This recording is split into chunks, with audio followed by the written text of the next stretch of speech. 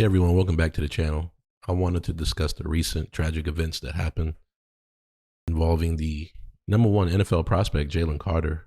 It was reported that he was racing his vehicle against a fellow Georgia Bulldog staffer, Chandler Lecroy. They decided to race after a night of hanging out, and unfortunately, it ended tragically. Chandler lost control when she hit a curb, and she died along with Devin, Willock, who was a offensive lineman for the Georgia Bulldogs. There were two other passengers as well. One had minor injuries. The second had more serious injuries. It's just really unfortunate, right? I mean, these were young lives that had, futures ahead of them. And, just one bad decision can always end everything. And I don't want to make this about Jalen Carter and how does this affect his draft status, because that's not what's important. What's important is the accident. What's important is people not valuing their lives and the lives of others. What if they had hit someone else? And young people make mistakes. I was young. I made mistakes. But I just kind of hope that we understand that when we're in these vehicles and there's alcohol involved, that, this is not the best scenario to be racing.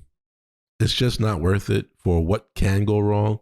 And what can go wrong, as they say, usually does go wrong. So my condolences to the families who lost their loved ones. For Jalen Carter, even though he was involved, it's something that he's going to have to live with as a man of morals, a man of values. This is something that he's going to live with for the rest of his life, right? This is going to always be weighing on him that, that could have been him. He could have killed someone, and life as he knows it would have been completely different. And it already has to some extent, right? There's already evidence that he's been pulled over before for speeding. So, he's going to have to be held accountable. But he's returned back to the NFL Combine and he's doing his workouts, and he'll probably going to get drafted. But what was lost can never be regained. And that's life.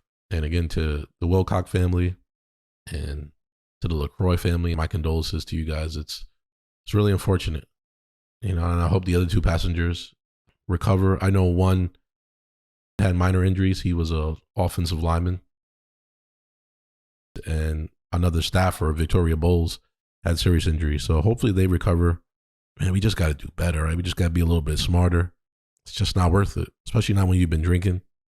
Racing is bad on its own on public streets, but when you're drinking, it's like, come on, man. Like, just got to make a better decision than that, right?